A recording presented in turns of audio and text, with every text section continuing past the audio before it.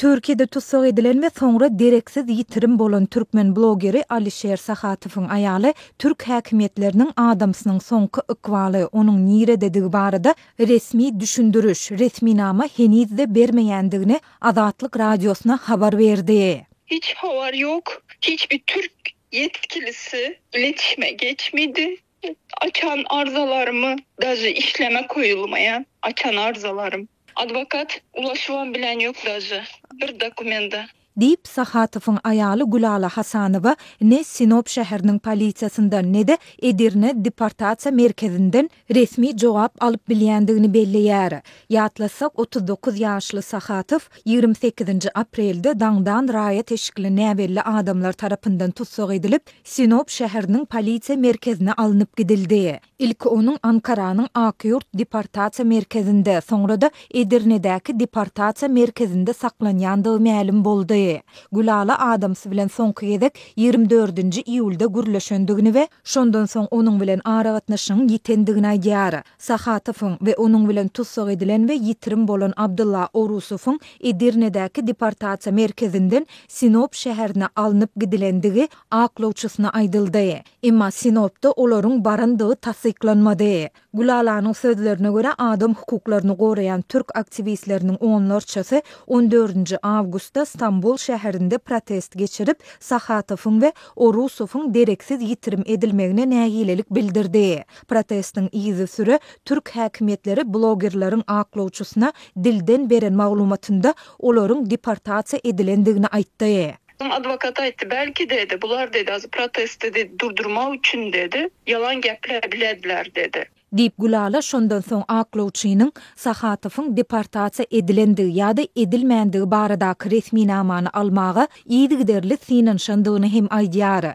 Ýöne ol türk häkimetleriniň özlerine olaryň ne deportasiýa merkezinden boşadylandygy, ne de deportasiýa edilendigi barada resminamany goşurýandygyny belledi. Meni tek eşinden çıkarıp kovatıptılar. Gelme öýüňe kağız geledi. Öýüme gelen kağız yok. Geçiştirip dur oturan. Erte beremiz, bir ürün beremiz de. Diýip Gulala özüniň juda çykgynsyz ýagdaýdadygyny hem sözüne goşdy.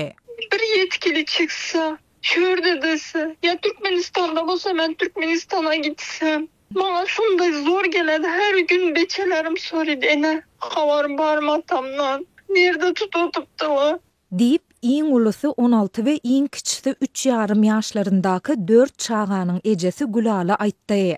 Adam hukuklaryny goraýjy halkara guramalary 4 aý gowrak ozal tutsak edilen we 1,5 aý çemesi wagt bäri dereksiz ýitirim edilen Sahatywyň we Orusowyň Türkmenistana deportasiýa edilmek howpunyň awanýandygyny aýdyp, olaryň ykwalyna uly aladalanma bildirýärler. Adam hukuklaryny goraýan Human Rights Watch guramasy Sahatywyň we Orusowyň Türkmenistana alınıp gidilendi hakykata laýyk bolan ýagdaýynda munyň Türkiýanyň öz üstüne alan halkara borçlaryny bozandygyny aňladýandygyny belledi. 3-nji iýunda Türk parlamentiniň agzasy we adam hukuklarynyň goraýjysy Ömer Faruk Gergerlioğlu Türkiýanyň deportasiýa merkezinde saklanýan Orusowyň we Sahatywyň ýzyna uğradylmagynyň derrew öňüne almaga çagyrypdy. Gergerlioğlu olaryň Türkmenistana dolanan halatynda janyny howp awanyp biljekdigini hem duýdurdy. 2023-nji ýyldan bäri Türkiýede we Orsetde ençeme Türkmenistanly zor bilen ýitirim edilip, soň Türkmenistana alınıp baryldy.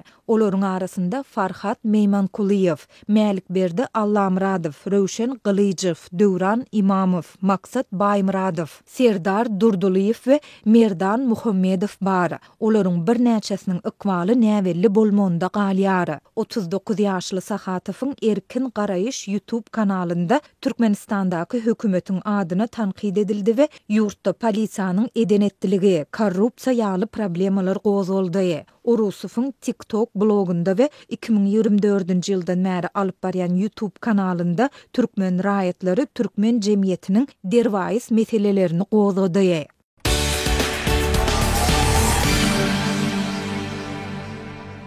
Arkada şäherine käbir köp gatly jaýlaryň ýokarky gatlarynyň bir näçe ýaşaýjysy günnüýlerini öz kwartiralaryna hojalyk tuğlarynyň çykmaýanyny aýdýarlar diýip Azatlyk radiosynyň ýagdaýdan habarly çeşmeleri gurrun berýär.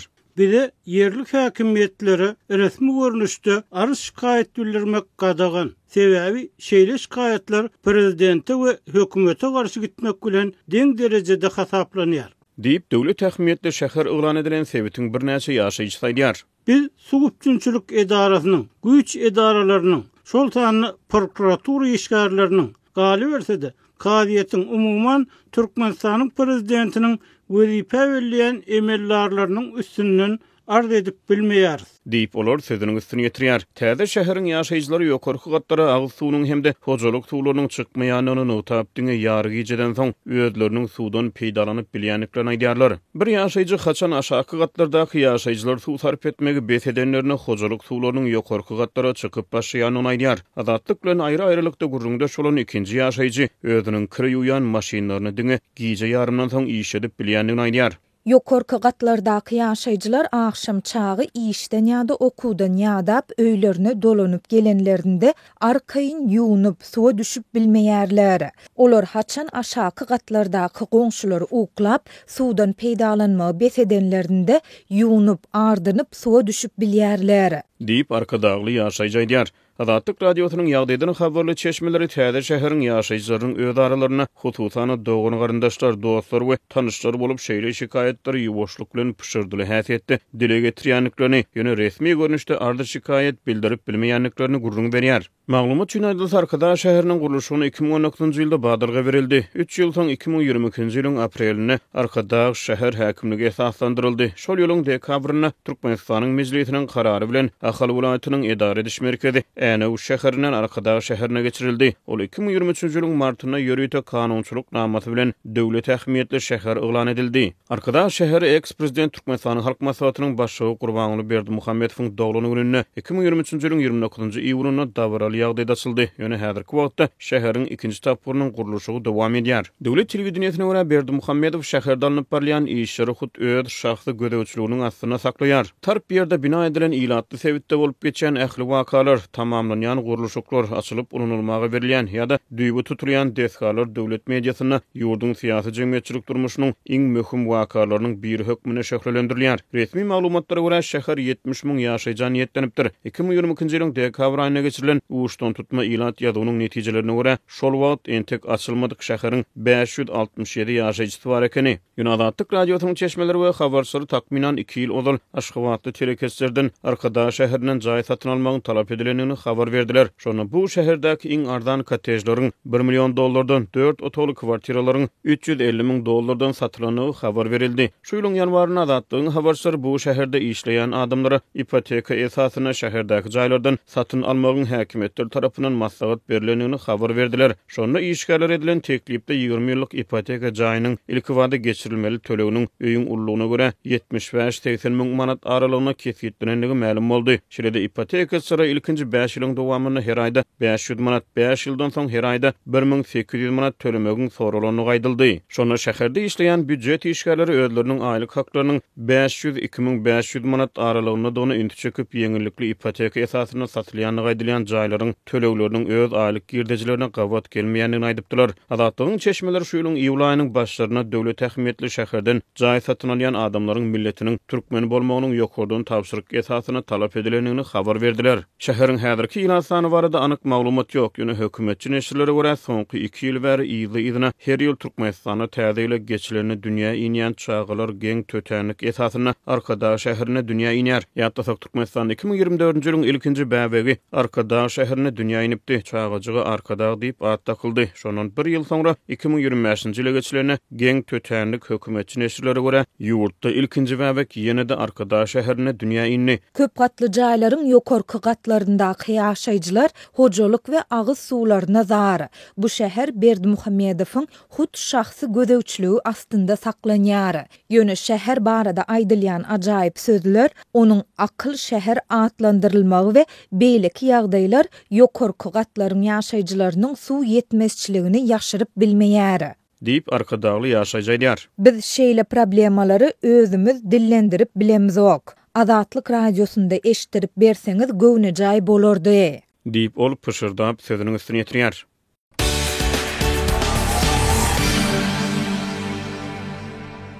Liwap welaýetinde mobil telefonlaryny satýan telekeçiler we olary sazlamak işlerinden baş çykarýan ustalar Milli Howpsuzlyk Ministrliginiň kiber howpsuzlyk bölüminiň ýasan VPN ulamlaryny we serwerlerini satmagy mejbur edilýärler. Bu ýagdaýlar barada telekeçileriň we ustalaryň ençemesi Azatlyk radiosynyň sebitdäki habarçysyna gurrun berdi. Yerli howpsuzlyk gurulunyň komitetiniň işgärleri gelip bizden kiber howpsuzlyk bölüminiň öz serwerlerine ýasalan VPN-leri satyn almagy talap edýärler. Ýagny bize raýatlaryň telefonlaryna möhmanyň öz VPN-lerini gurnap bermegi buýurýarlar.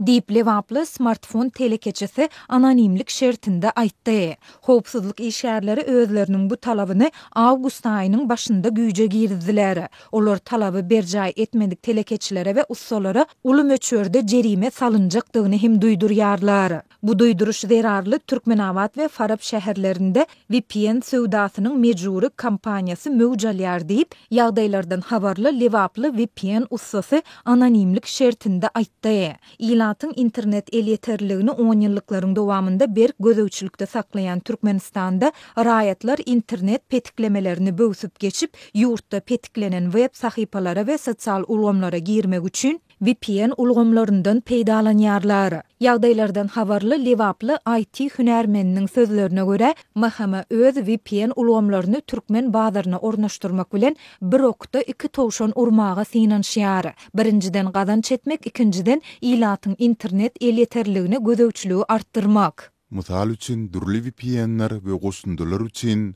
MHM-niň serwerlerini 800-1000 manatdan satmagy mejbur edýärler. Bu serwerler hiç açan üçmeýär we durnukly işleýär. Şeýle-de bu serwerler arkaly arzan bahaly VPN-ler tiz wagtda anyklanýar we petiklenýär.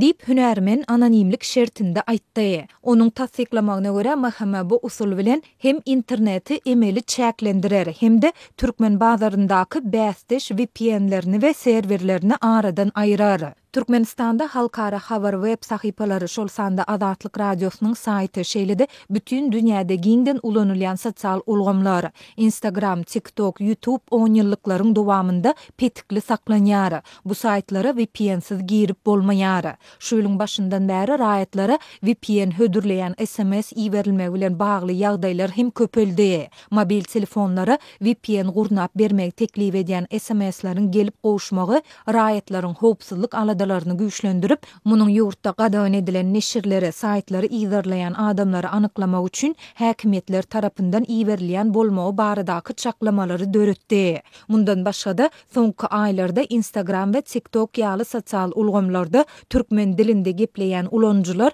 ýüzlerini görkezmezden özlerinde muht VPN-leriň bardygyny raýatlara hödürleýärler. Ýöne bu VPN-leriň howpsuzlyk taýdan näme derejede ygtybarlydygy nämälim bolmanda galýar. Galyberse-de Liwapdaky bu ýagdaýlar ýurdun Demirgazyk welaýaty Daşowyň Könürgenç etrafynda häkimetlerin VPN ulanýan raýatlara, hususan da aýal gyzlara garşy göreşini güýçlendiren mahalyna gabat geldi. Sebitdäki habarçymyz 3 sentýabrda VPN ulgamlaryndan peýdalanyp ýurtda gadagan edilen sosial ulgamlara girýän we garaşsyz web sahypalary okuyan aýal gyzlaryň köpçülikleýin häsiýetde soragy çekilýändigine habar berdi. Kanun goraýjy edaralardaky çeşmelerimiz bu çäreleriň çäginde könürgençli bir TikTok ulanjy zenanyň 15 günlük tutsaglyğa höküm edilendigini hem aýtdylar. Bu çäreler bilen bir hatarda häkimetler sebitde VPN-lary petiklemek çärelerini hem güýçlendirip bu ulgamlaryň ählisini diýen ýaly böwütlediler. Şeýle-de internetiň tizligi hem peseldi.